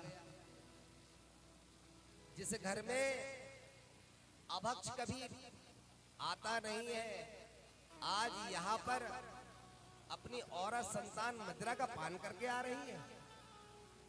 मेरे देवालय जैसे मंदिर जैसे मकान में एक दुराचारी बाहर जाकर के दुराचार करता है, मदिरा का सेवन करके घर में आता है। उदास होकर के बैठ गए, अपने भाग्य को कोसने लगे। ज्येष्ठ पुत्र आए, गोकर्ण जी ने आकर के समझाया, पिताजी देहस्तिमांस रुधिरे भीमतिन्तजत्वं जाया सुतादिषु सदा ममतां विमुञ्चा। किसके लिए परेशान हो रहे हो? ना जाने आप उसके कितने बार पिता और वह आपका कितने बार पुत्र बन चुका है। इसलिए आप इतना मोह मत रखिए। संसार नश्वर है। संसरती अशौति संसारा, जो रोज नित्य प्रति सरक रहा है उसे संसार कहते हैं। ये नश्वर है, सब नष्ट हो जाएगा। अरे पिताजी दूर की बात, आप स्वयं देखिए हमारा शरीर। कल हम बाल्यपन में छोटे से बच्चे थे, लोगों की गोद पर आ जाते थे, और आज बुढ़ापा आ गया। अपने देह को देखिए आप, मांस मज्जा रुधिर हड्डी इत्यादि से ये निर्मित है। और पीछे मकान का भवन का निर्माण किया भैया ने, तो इसमें भी 7 प्रकार की धातु लगी, और हमारी इस देह में भी 7 प्रकार की धातु लगी। मांस मज्जा रुधिर हड्डी इत्यादि, तो जैसी हड्डी हमारे शरीर में, ऐसी सरिया इधर लगा हुआ है। ईंट गारा रेत इत्यादि का प्रयोग मकान बनाने में लगता है, इसी प्रकार ये देह भी है। परंतु ये नश्वर होने वाली है। चरक मुनि कहते चरक संहिता में, इदम शरीरम सतसंधि जर्जरम पत्यवस्यम परिणाम पेशलम किम औषधैः किलस्यसि मूढ़ दुर्मते निरामयम कृष्ण रसायनम पिबा। इदम मतलब यह है, हमारा जो शरीर है वो नश्वर है। 100 जगह से मोड़ेंगे तो मुड़ जाएगा, तोड़ेंगे तो टूट जाएगा। तो उन्होंने पूछा कि महाराज फिर इसकी औषधि क्या है, दवा क्या है इस नश्वर शरीर को बचाने के लिए? बोले निरामयम कृष्ण रसायनम पिबा। जब तक जी रहे हो तो भगवान का नाम अमृत पीते रहो। देह भी छूट जाएगी और पता भी नहीं चलेगा, और पुण्य आत्मा बनकर के पुण्य लोक को प्राप्त करोगे। 2 श्लोकों में गोकर्ण जी ने उपदेश दिया पिताजी को, उसे गोकर्ण गीता कहते हैं। जाया सुता, पिताजी, पिता, पुत्री, पत्नी, पुत्र, ये सब यहाँ आकर मिलते हैं। इस तरह जिस तरह एक वृक्ष समारूढ़ा, सायंकाल होते ही अनेक दिशाओं से आकर पक्षी एक वृक्ष में रुक जाते हैं। जब हम तीर्थ यात्रा करते हैं तो एक धर्मशाला में 500 कमरे हैं। अब हम एक कमरा ले लेते हैं किराए से।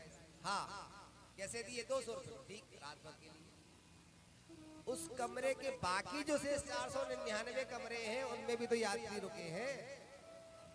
और हमारी रात पूरी हुई, प्रातः काल हमने पैसा दिया, चाबी उसे पकड़ाया कमरे की, और हमने क्या देखा कि वहाँ चाय पीते पीते हमारी भेंट अनेक लोगों से हुई। कहाँ से पधारे आप? अच्छा, आप सिवनी से आए? हाँ, हम छिंदवाड़ा से आए। अच्छा, बालाघाट के भी हैं, दिल्ली के भी हैं, और हरियाणा से भी पधारे हैं। एक धर्मशाला में अनेक जगह से आए हुए यात्री एकत्रित हो जाते हैं। सायंकाल होती ही अनेक दिशा विदिशा से आकर के पक्षी एकत्रित हो जाते हैं। रात भर ठहरते, सुबह सूर्य जैसे ही उदित होता है और सभी अपनी अपनी दिशा में पुनः उड़ जाते हैं। पिताजी ठीक इसी प्रकार ये शरीर मिला हुआ है। मैं और मोर तोरते माया, क्या अपना क्या पराया। उन्होंने उन्हें गोकर्ण गीता का पाठ कराया। बेटा मैं क्या करूं? तो कहा कुछ मत करिए, आप भागवत जी का 10वां स्कंद का पाठ करिए। क्या होगा? बोले आप 10वें स्कंद का जब पारायण करते जाएंगे, कृष्ण कृष्ण जपते जाएंगे, तो आपका देह छूट जाएगा और आपको परम पद की प्राप्ति होगी। बोलिए भक्तवत्सल भगवान की। वे तो जब करते गए, एक दिन जाकर के शरीर छूट गया, परम पद को प्राप्त हुए। गोकर्ण जी ने सोचा चलो मैं तीर्थ यात्रा कर लेता हूँ। वे तीर्थ यात्रा पर निकल पड़े। इधर महाराज धुंधकारी बड़ा हो गया, रोज जाता, चोरी करता, शराब पीता, और महाराज इतना व्यभिचारी, इतना दुराचारी होगा, 5 गणिकाओं को रख लिया, 5 वेश्याओं को, और वे सब कहती खूब चोरी करो, हमारे पास ला करके दो। बढ़िया जाता चोरी करता। एक दिन जुआ में सब कुछ हार गया, घर आया, माँ से कहा धन दे। माँ ने कहा कि बेटा जो कुछ था सब मुझे देते गई, अब कुछ नहीं। नहीं बोले तूने गड़ा के रखी थी, मैं सब जानता हूँ, तू बड़ी चोर तू नहीं बचपन। हाँ बता, मैं खुदाई करूंगा, कहाँ गड़ा के रखा हुआ है। माँ ने कहा कि बेटा कुछ नहीं है, जो कुछ था तुझे सब दे दिया। धुंधकारी ने पकड़ा बाल और लत्तयान चेत, बाल पकड़ने के बाद में उसने लातों से पिटाई करी। अपने पुत्र से जब इस तरह से वह पीड़ित हुई तो अर्धरात्रि में अंधकूपे तुलाम बद्ध्वा, पड़ोस में कुआं था, 4 बजे की घोर रात्रि में जाकर के कूद पड़ी, छलांग लगा दी और अपने शरीर को विसर्जित कर दी महाराज धुंधली देवी ने। ऐसे नारकी पुरुष से अच्छा, पुत्र से अच्छा तो ये है कि मैं अपने शरीर का ही त्याग करता। अंधकूपे तुलाम बद्ध्वा, अर्धरात्रि में गई, कुएं में जाकर छलांग लगा दी, शरीर छूट गया। अब ये अकेला बचा, कोई तो था नहीं। तो 5 वैश्याओं को कहा काहे को तुम्हारे मायके में रहती है, चलो आज से घर खाली है। सूना घर तो आप जानते हो किसका राज होता है, हम यहाँ से बोल नहीं सकते, व्यास की मर्यादा होती है। चोरों का राज ले आया। उसने जब देखा गणिकाओं ने आकर के सब कुछ बढ़िया बढ़िया है, खूब चोरी करके लाता, आनंद से रहने लगी। एक समझदार था, उसने कहा कि बहन ये चोरी बहुत करता है, नगर के राजा को जिस दिन पता चल जाएगा पटेल साहब वो दंड देंगे, समझ में आ जाएगी, और इसे तो जेल खाने में डालेंगे, हम 5 को भी नहीं छोड़ने वाले, कम से कम 2-2 साल की सजा हो। क्या करे बहन? तो कहा मैं तो कहती हूँ कि बहुत हुआ, क्रोधी भी है, जो अपनी माँ को लात और घूसे और बाल पकड़ के पिटाई कर सकता है वो क्या हमको छोड़ देगा? तो मैं तो कहती हूँ कि पूरा हुआ स्वार्थ, तो घर के भीतर ही गड्ढा खोद लेते हैं, क्या होगा? और बोले उसको यही समाधि में परिणत कर देते हैं। बोले ठीक। 5 वैश्याओं ने युक्ति बनाई। एक बोली जैसी आएगा तो उसको बैठा ले। 2 बजे रात में आता था चोरी करके, ओहो महाराज आ गए, बैठो बैठो, कुर्सी में बैठा ले। बड़ा लाड़ जता रही हो आज, क्या बात है? कहा आप बैठिए, तो सरप्राइज है, आज गिफ्ट देंगे आपको। दोनों हाथ बांध दिए, दोनों पांव बांध दिए, हाथ पांव बांध करके कहा रसगुल्ला ले आओ। तापता अंगारा चूल्हे से जलती हुई अग्नि को ले आया। ये क्या कर रही हो? ये कोई रसगुल्ला है क्या? अरे मैं तुम्हारा पति हूँ, मुझे रसगुल्ले की जगह अंगार ला रही हो मेरे पास, जल जाएगा शरीर। बोले किसी के लिए तो ला रहे हैं। जबरदस्ती उसके मुंह को खोला, फाड़ और वो जलती हुई अंगार अग्नि को उसके मुख में दे डाला। शरीर पूरा धधक गया महाराज। चिल्लाते चिल्लाते 4 बजे रात्रि में सब रजाई ओढ़ के सोए रहते, कौन चिल्लाएगा, कौन सुनेगा, कौन मदद करने आएगा? दरवाजा बंद करके उसके मुख में अंगार दे दिया, और जब वह मर गया तो कुर्सी से उठाया और उसे गड्ढे में गड़ा दिया। छपाई लिपाई पुताई बराबर, ताला डल गया, बाहर एक चिट्ठी चिपक गई, हमारे पति धन कमाने के लिए विदेश गए हुए हैं, हम भी अपने अपने मायके जा रहे हैं, जब भी आएंगे तो हम भी आ जाएंगे। 5 घड़ी का ऐसा कह करके वहां से 9 2 11 हो गई। गोकर्ण जी महाराज को जब इस बात की जानकारी लगी कि माताजी पिताजी दोनों चल पड़े, उन्होंने गया आदि श्राद्ध कर्म किया, घर आए, बस कथा का थोड़ा सा क्रम और है, उसके बाद आरती करा देंगे, थोड़ा सा बैठ जाइए। अस्त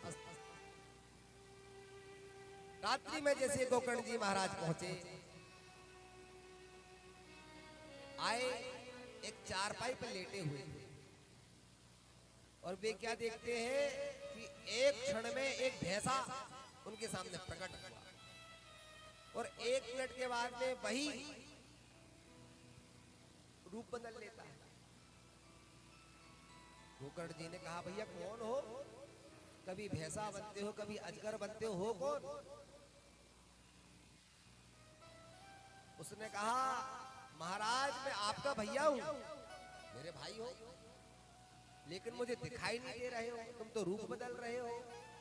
उसने कहा महाराज बात रूप धर रोज आता, मैं वायु रूप में भ्रमण कर रहा हूँ, हवा की तरह चल रहा हूँ। कौन हो? परिचय देता है, अहम भ्राता तुदीयोस्मि धुंधकारी नामता। अरे भैया मुझे भूल गए, मैं आपका छोटा भाई धुंधकारी हूँ। अरे धुंधकारी भैया, लेकिन तुम्हारी आवाज सुनाई पड़ रही है, तुम दिखाई नहीं दे रहे कहीं। धुंधकारी बोले भैया क्या बताऊं, इतना दुष्कर्म किया हुआ था कि प्रेत योनि में चला गया हूं, मेरा गला अवरुद्ध हो गया है, सूख गया है, क्या मुझे जल पिला दो? उन्होंने लोटे का जो जल रखा हुआ था अंजलि में लिया और जैसे ही मार्जन किया, छींटे मारा तो एक बूंद जल उसने ग्रहण किया। भैया बहुत अच्छा लगा। गोकर्ण जी ने पूछा धुंधकारी ये तुम्हारी स्थिति ऐसे क्यों हुई? उसने सारी कथा व्यथा बताई। भैया क्या बताऊं, अनेक प्रकार से दुराचार पाप कर्म किया हुआ था, इसलिए मुझे प्रेत योनि प्राप्त हुई है। प्रातः काल हुआ, गोकर्ण जी महाराज नदी के तट पर गए स्नान करने के लिए, भगवान सूर्य को अर्घ दे रहे थे, सूर्य का रथ रुक गया। भगवान सूर्य से प्रार्थना करे, उन्होंने कहा सत्कर्म करो। क्या करें महाराज? सप्ताह यज्ञेन कलौ पुनन्ति थे, और भागवत की कथा उन्होंने 7 दिवस तक आयोजित किया। भगवान सूर्य के कहने पर गोकर्ण जी ने कथा आरंभ की।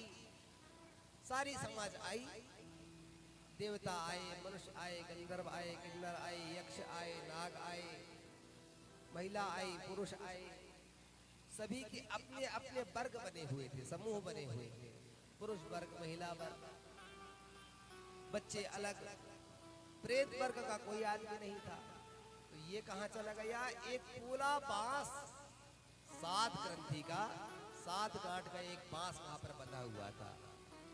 इसने सोचा कि चलो हमारी जात के तो कोई है नहीं समाज में, ये उसी पोले बांस में समाहित हो गया। क्या हुआ? पहले दिन की कथा जैसे हुई तो पहली गांठ चटक गई और ये ऊपर पहुंच गया। दूसरे दिन की कथा हुई तो दूसरी गांठ चटक गई। द्वितीय ग्रंथि विभेदिना, दूसरी ग्रंथि भी विभेदित हो गई, टूट गई। ऐसे 7 दिन में सप्तक ग्रंथि विभेदिना, और 7 गांठ चटक गई।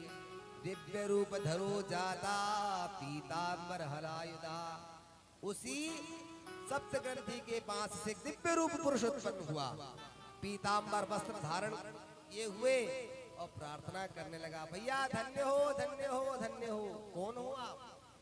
विमान आते दिखाई दे रहा था। गोकर्ण जी ने पूछा कस्तम, आप कौन हो? तो कहा भैया मैं आपका भाई हूँ धुंधकारी। अरे धुंधकारी तुम तो प्रेत योनि में चले गए थे। हाँ भैया, आपने जो कथा श्रवण कराई है उसी कथा को सुनकर मैं प्रेत योनि से मुक्त हो गया। धन्या भागवती वार्ता प्रेत पीड़ा विनाशिनी, ऐसी अमृत में धन्य वार्ता को आपने श्रवण कराया कि मैं प्रेत योनि से मुक्त होकर के पुनः दिव्य रूप धरो जाता और दिव्य रूप में प्रकट हो गया। देखिए मेरे लिए विमान आ रहा है, भगवान के पार्षद लेने के लिए आ गया। गोकर्ण जी ने कहा क्यों भाई, इतने सारे श्रोताओं ने कथा सुनी और एक आदमी के लिए विमान आया? भगवान के पार्षद ने कहा गोकर्ण जी कथा तो आपने बहुत अच्छी सुनाई, बहुत सारे लोगों ने पूर्णता कान देकर के कथा सुने, लेकिन इनमें भी 3 प्रकार के वर्ग बने हुए थे।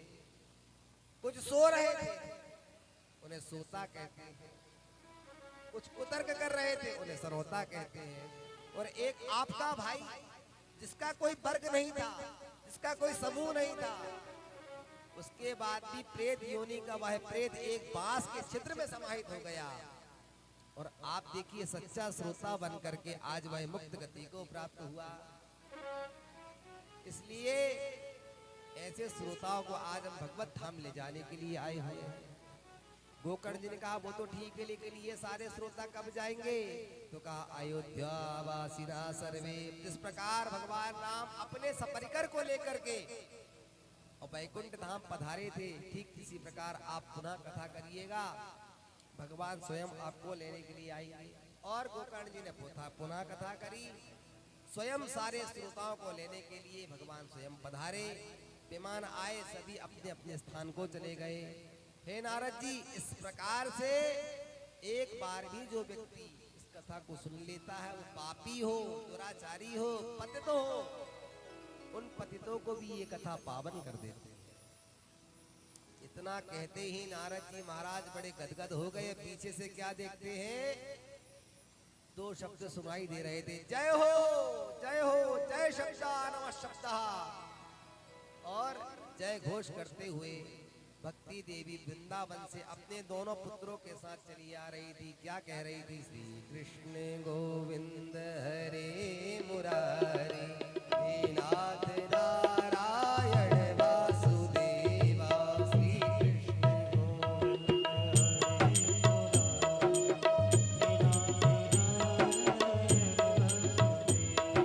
श्री कृष्ण गोविंद हरे मुरारी, हे नाथ नारायण वासुदेवा।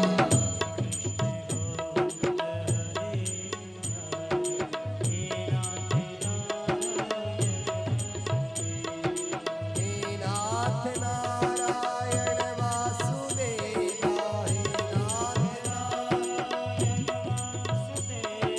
हे नाथ नारायण वासुदेवा। जय जय श्री कृष्ण गोविंद हरे मुरारी, हे नाथ नारायण वासुदेवा।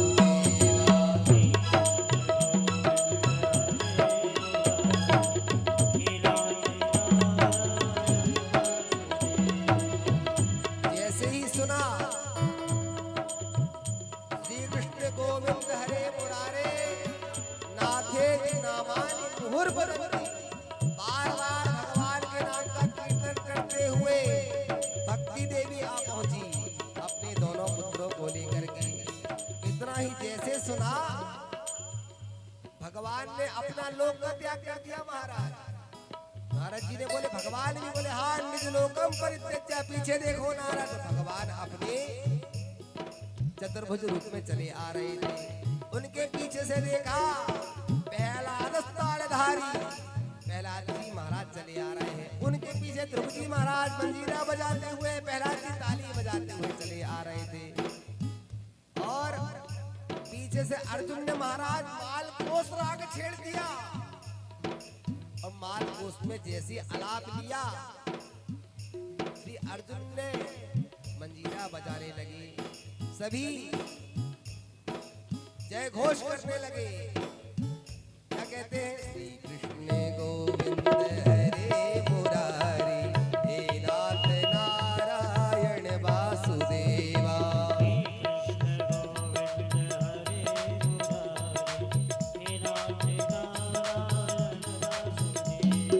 हे नाथ नारायण वासुदेवा।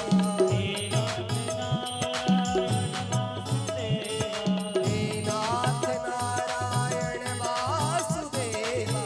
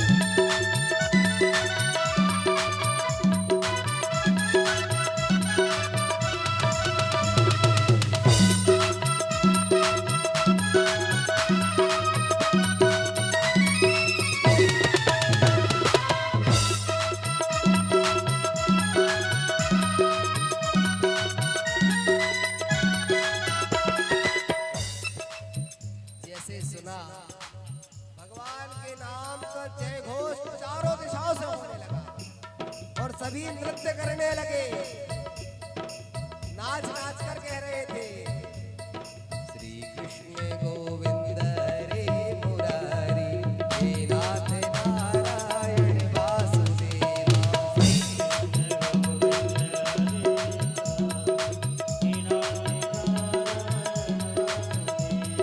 हे नाथ नारायण वासुदेवा।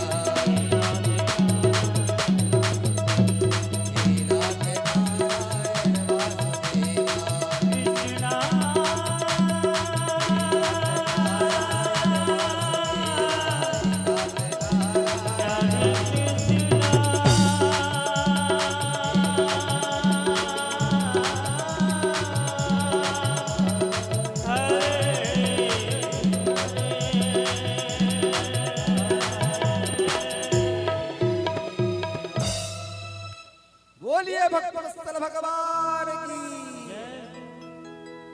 चारों दिशाओं से जैसे सुना, सभी जय घोष करते हुए आ गए।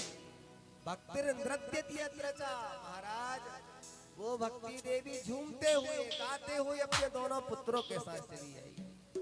इस प्रकार से सूत जी कहते हैं, सौनकादि ऋषियों, ब्रह्मा जी को भगवान सनकादियों ने दिव्य महात्मा की कथा श्रवण कराई, वही मैंने आपको सुनाया। इस कथा को सुंदर पंडाल में व्यवस्थित रूप से आयोजित करना चाहिए। माघ, वैशाख, चैत्र आदि पवित्र मासों में करना चाहिए। सर्वशास्त्र विशारदा यो शांग वेदान विधिवत बदलती। शास्त्रों में निष्णात, शास्त्रों का जो पुरोधा हो, ऐसे उचित व्यास आचार्य के द्वारा कथा को श्रवण करना चाहिए। और वक्ता को भी चाहिए यम नियम संयम का ध्यान रखे, शुचि शौच का ध्यान रखे। यजमान को चाहिए कि वो वह भी सप्त दिवस पर्यंत छौ कर्म इत्यादि से बचे, मैथुन आदि कर्मों से बचे। हो सके तो एक टाइम का फलाहार व्रत करना चाहिए। भोजन क्यों बनाए, क्या भी विचार किया? भगवान गीता में कहते, अर्जुन अन्नात् भवति भूतानि पर्जन्यादन्न संभवा, यज्ञात् भवति पर्जन्यो यज्ञ कर्म समुद्भवा। अन्न की उत्पत्ति भी यज्ञ से ही हुई है। केवल एक दोष है अन्न में। बोले महाराज वह क्या? बोले उसको ग्रहण करते ही आलस आने लगता है, और जब आलस आएगा, इंद्रियां बलवती होंगी, तो मुंह फाड़ फाड़ करके जमाई लेते हो। ऐसा लगता है जैसे बासी कढ़ी खा के बैठे। यहाँ की बात अभी पिछली बार जहाँ हम गए थे, यहाँ के श्रोताओं को तो हम क्या कहें, हमको तो पहले से पता है, क्योंकि अब ये तो हमारा घर ही है। आपके सामने तो लालन पोषण बड़े हुए, यही से रोज आना जाना करते हैं, तो क्या है, मैं तो अपने घर में कथा सुना रहा हूँ। कहने का तात्पर्य है, आहार निद्रा भय मैथुन, आहार का त्याग करना चाहिए व्रत में। क्यों? बोले आप आलसी नहीं बनोगे, आलस्य का त्याग हो जाएगा। एक जगह हम गए कथा सुनाने, अब वो माताएं साथ में, और एक साथ 15-20 माताओं को जमाई आती। तो मैंने एक दिन राज पूछा, मैंने कहा माता जी सच सच बताइए। बोले हाँ गुरु जी। मैंने कहा सच सच बताइए कि सही में कड़ी खा के आती? बोले गुरु जी बात तो सही है, कल की बासी कड़ी थी, और बासी कड़ी का नतीजा है कि कथा में जब से बैठे हैं तब से बस जमाई आ रही है। तो हमको पता चला कि जो लोग ज्यादा यहाँ नहीं बाहर की बात कर रहे हैं, वहाँ पूछा था हमने, तब हमको बोध हुआ कि ओहो बासी कड़ी खाने का नतीजा ही है। तो ध्यान रखें कि श्रोता को भी चाहिए, यजमान देवता को भी चाहिए कि वह भी जाकर के कम से कम व्रत रह सके। ज्यादा ना हो सके एक टाइम का ही कर ले, प्रातः काल का कर ले, सायंकाल में आकर के भोजन कर सकता है।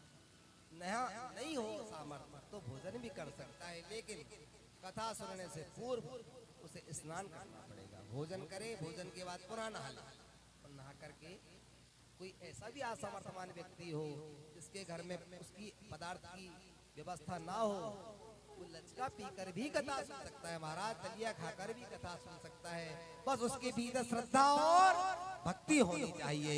इसलिए मैं बार बार कहता हूँ, श्रद्धा विश्वास रूपणो भगवान देवादिदेव महादेव, भगवान राधा कृष्ण जी का, हनुमंत लाल जी का, और साक्षात आप ये भगवान का वांग्मय स्वरूप श्रीमद् भागवत कथा का श्रवण करने जा रहे हैं।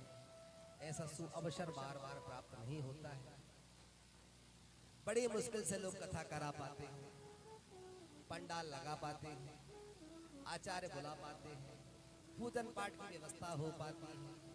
दुर्लभ हो गई है कथा, सहजता से आज की महंगाई में हो भी नहीं पाती है। इसलिए प्रयास करिए इस कथा का जितना अधिक से अधिक हम लाभ प्राप्त कर सकते हैं। अनेक प्रकार से कथा महात्मा बताया। आइए छोटा सा 2 मिनट का नाम कीर्तन करेंगे, इसके बाद में आरती।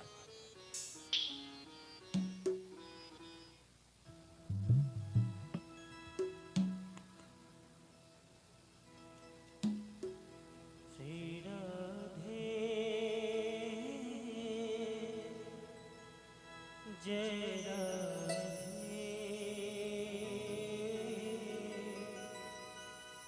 राधे राधे प्रिया प्रिया। श्री राधे जय राधे राधे राधे प्रिया प्रिया। श्री राधे जय राधे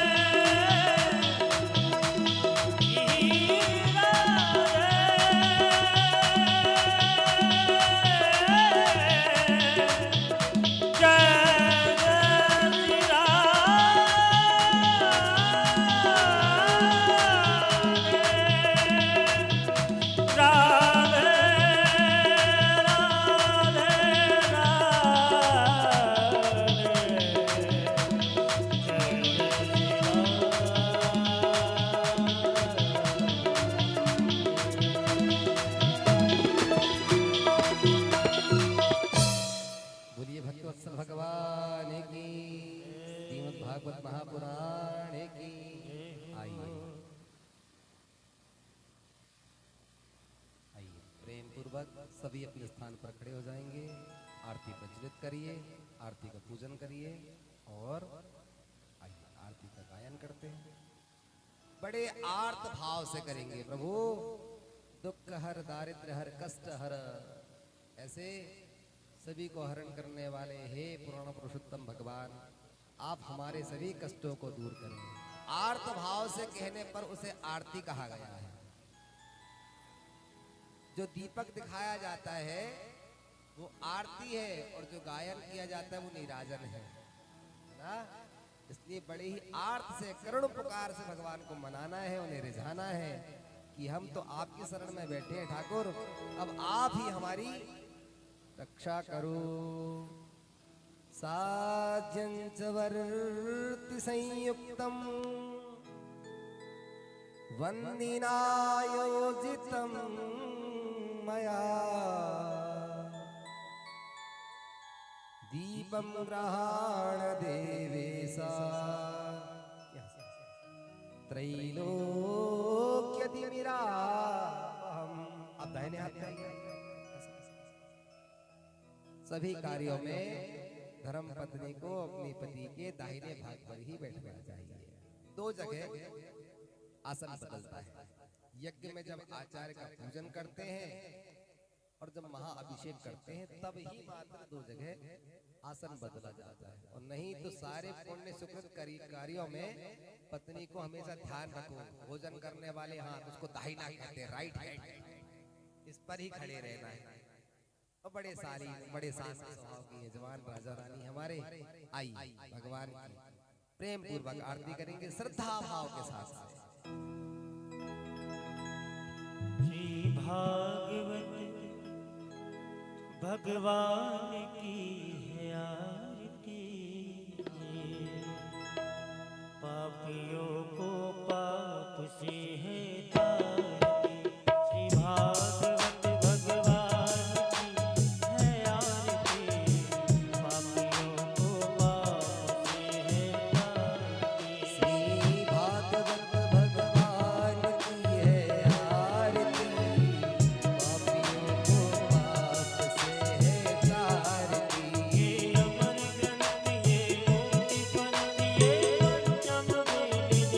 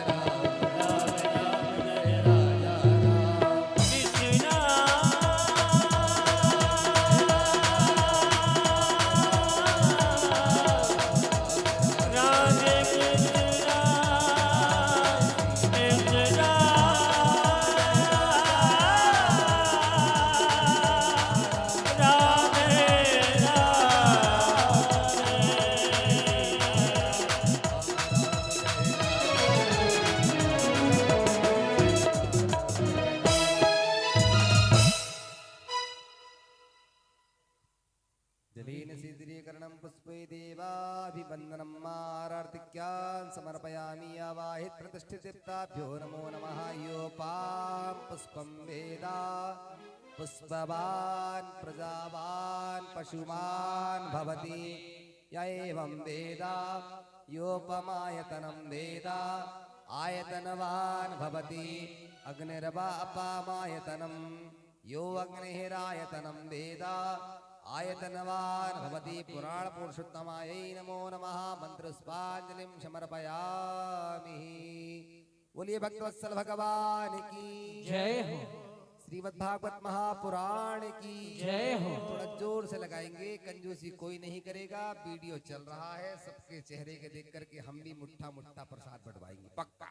धर्म की जय हो, धर्म का नाश हो, प्राणियों में सद्भावना हो, विश्व का कल्याण हो। गौ माता की जय हो, गो हत्या बंद करो। सत्य सनातन धर्म की जय हो, जगदम्बा महारानी की जय हो, हनुमंतलाल की जय हो, भैरवनाथ की जय हो, भोलेनाथ की जय हो, दुर्गा मैया की जय हो, देवा मैया की जय हो, काशी विश्वनाथ की जय हो। हर हर महादेव।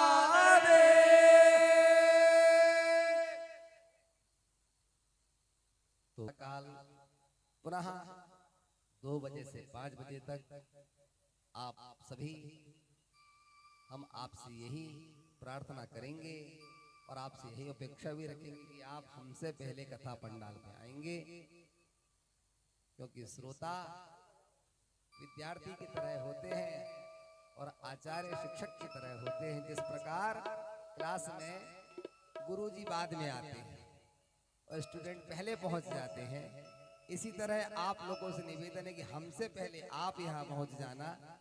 फिर हम 2 बजे आ ही जाएंगे और 2 बजे फिक्स यहाँ कथा शुरू हो जाएगी। इसलिए लेते जाना रे हरि का नाम। प्रसाद लीजिए, आरती लीजिए, सभी बैठिए और प्रातः पूजन होगा। कल से प्रतिष्ठा का कार्य भी आरंभ हो जाएगा।